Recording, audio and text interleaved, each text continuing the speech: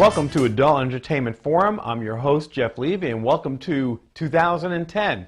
And what I'd like to do is just give you a quick wrap-up and scenario of what happened in the adult entertainment world in the year of 2009.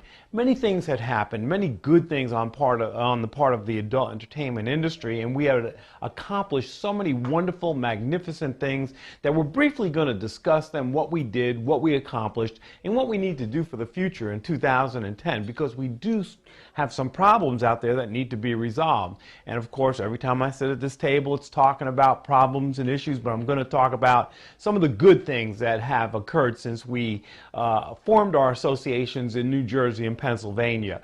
For one, we killed Bill 299, which was a bill sponsored by Pamela Lampert of Cherry Hill, which would have put police officers around a 3,000-foot circumference around all adult entertainment facilities. We were able to get rid of that. Why were we able to get rid of that? We got rid of that because of the fact we did our homework and we correlated all this information through a sophisticated bill tracking system that gave us all the information about where certain crimes were taking place and who was committing these particular crimes. And when we showed her all these crimes that were committed by clergy, by Boy Scouts, by teachers, by political figures, by lawyers, by doctors, by trusted family members, we had tens of thousands of these cases, and she had no documentation of children ever being harmed by the adult entertainment industry. Not a single case. So because we were diligent, because we were prudent, because we put that bill tracking system in there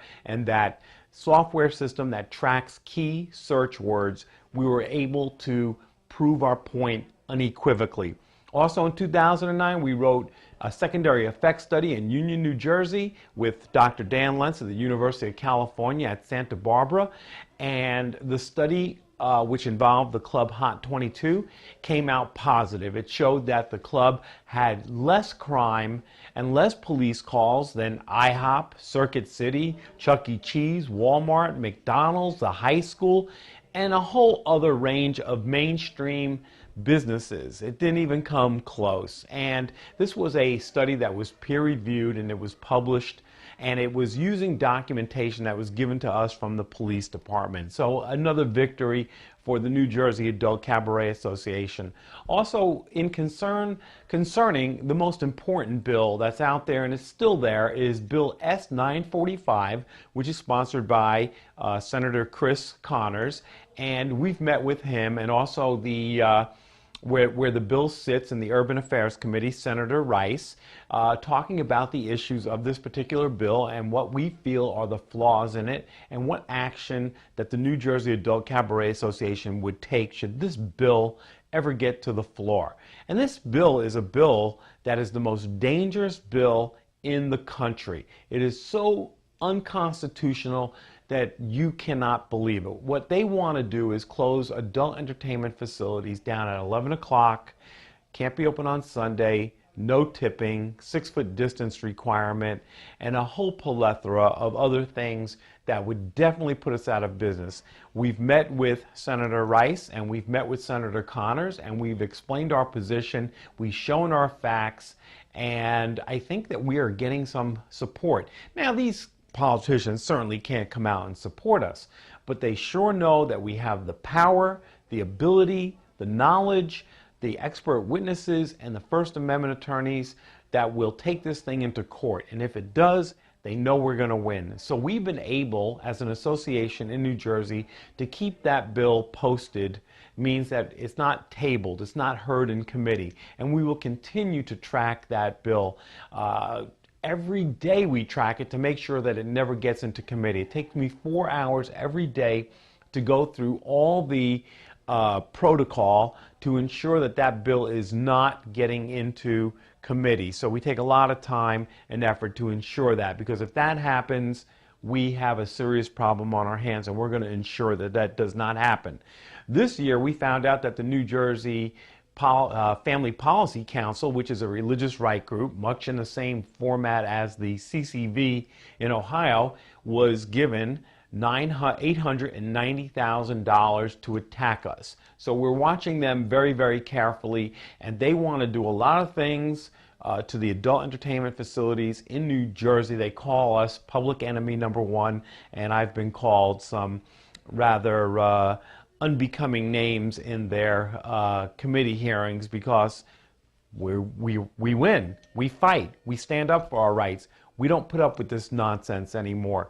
Now, we track this, all these crimes that occur because that's where our power is. That's where we go back and we attack people like the New Jersey Family Policy Council and all the politicians.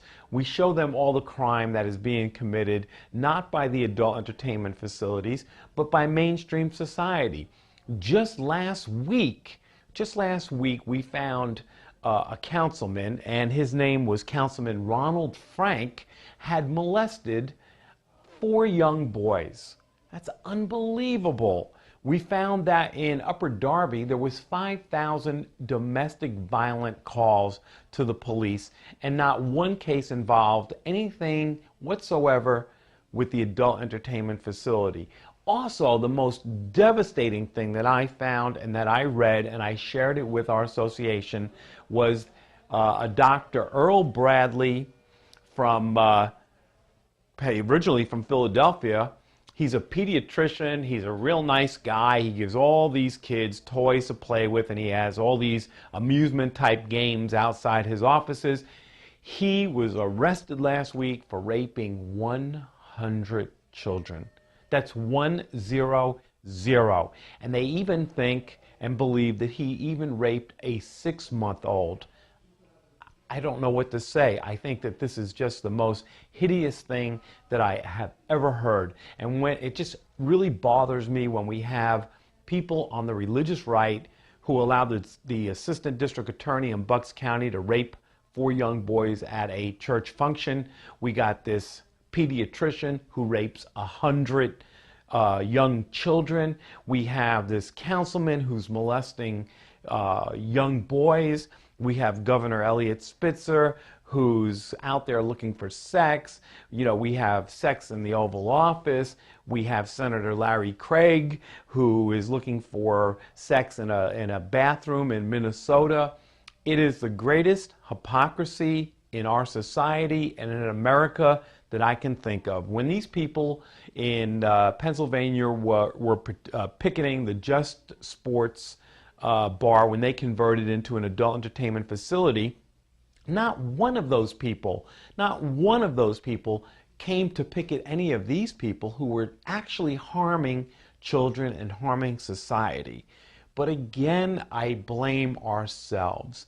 We have not done enough. We don't contribute politically. We don't vote. We don't come out in groups. We don't support our cause. And it is our own fault and our own problem. And I'm asking that 2010 be a much better year for the adult entertainment community, not only in New Jersey and Pennsylvania, but across the country. There must be this proactive grassroots approach on each state level. And there's so much that can be done and so much that can be accomplished if it is done, and I always use the word together. Together there's strength. Together there's power.